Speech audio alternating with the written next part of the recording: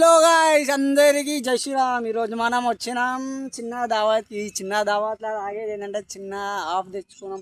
ఆఫ్లో ముగ్గురం తాగుతున్నాం. ఇగో ఆయన పేరు దాస్, ఈయన పేరు బాన్, ఇగో ఈయన పేరు రాఖీ. వీళ్ళందరూ ఖాళీ కొమ్మ షాట్. ఇప్పుడు ఒక్కొక్క పెగ్గు కొట్టినాక చూడురి.